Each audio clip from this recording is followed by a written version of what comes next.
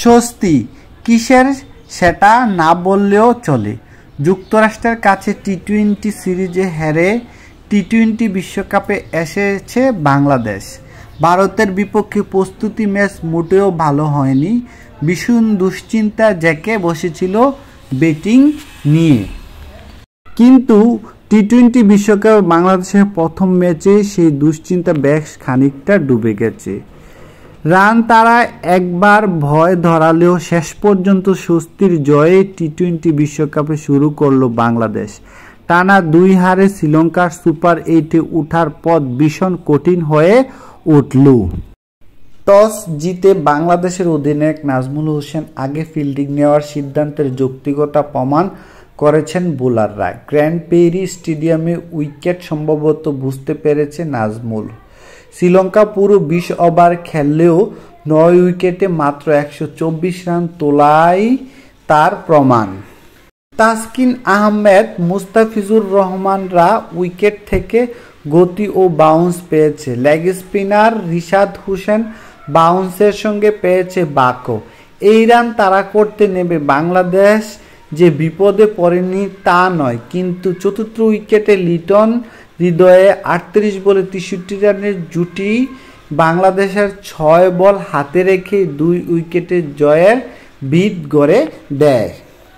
রিশাদের ভাগ পাওয়া দেখেই সম্ভবত স্পিনার ধনঞ্জয় ডি সিলভাকে দিয়ে বোলিংয়ের শুরু করার লঙ্কান অধিনায়ক ওয়ানিন্দা হাসারাঙ্গা। ইনিংসে তৃতীয় বলে ধনঞ্জয় বলে সৌম্য সরকার যেভাবে ক্যাচ তুলে আউট হন সেটি ভুলে যাওয়ার মতোই। বাংলাদেশের সমর্থকেরা হয়তো দূর দূর বুকে ভেবেছিল এই তো মরক শুরু হলো।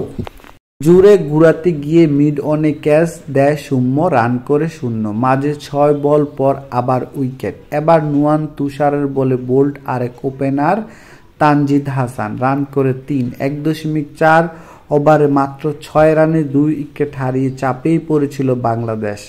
পাওয়ার প্লে শেষ ওভারে নাজমুল শর্ট এক্সট্রা কাভারে ক্যাচ অনুশীলন করিয়ে আউট হওয়ার পর চাপটা আরও বেড়েছে।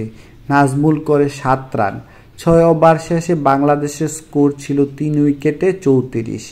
এখান থেকে ম্যাচ যে কোনো দিকে যেতে পারত। ভাগ্যিস লিটন হৃদয় অন্য কিছু ভেবে রেখেছিলেন।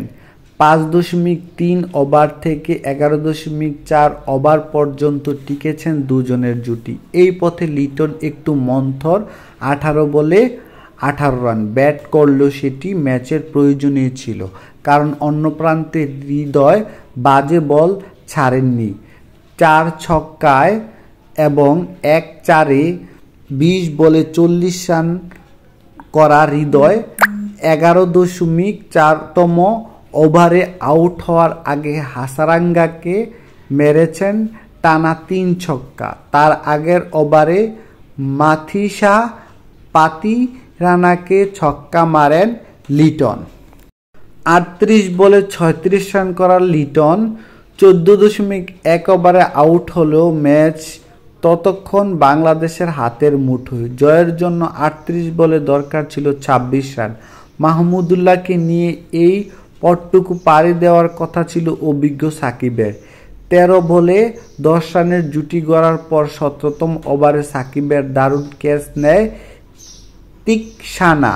14 বলে 8 রান করা সাকিব আউট হওয়ার পর বেশ চাপেও পড়েছিল বাংলাদেশ। জয়ের জন্য শেষ 3 ওভারে 14 রান দরকার ছিল বাংলাদেশের।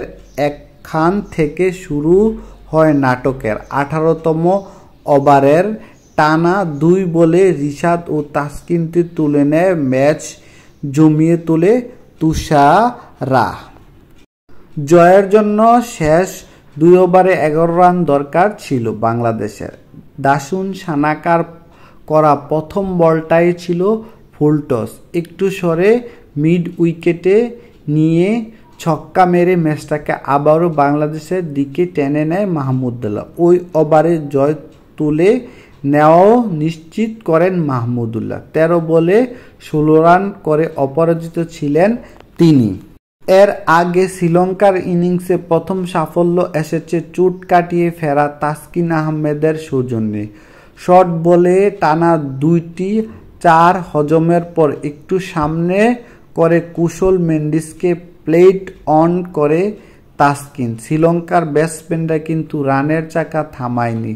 সাকিবের করা পঞ্চম ওভারে 4টি 4 মারেন পাতুম নিশাঙ্কা। নিজের প্রথম 2 ওভারে 24 রানে উইকেট শূন্য ছিলেন সাকিব। পাওয়ার প্লে শেষ ওভারে মুস্তাফিজ তুলে নেয় কামিন্দো মেন্ডিস করে 4 রান।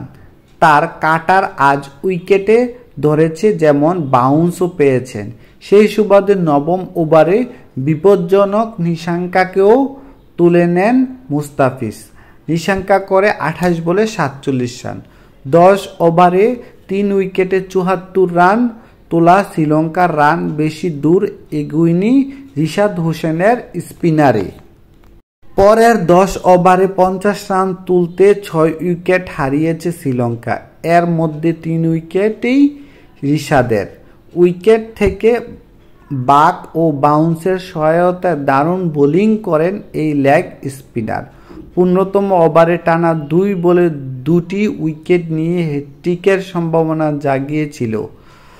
শেষ পর্যন্ত হ্যাট্রিক না পেলেও 4 ওভারে 22 রানে রিশাদের 3 উইকেট নেওয়া এই বোলিং অনেক দিন মনে থাকবে সমর্থকদের। শেষ 5 ওভারে 21 রান দেওয়া আর বিনিময়ে শ্রীলঙ্কার 4টি উইকেট নিয়েছে বাংলাদেশ।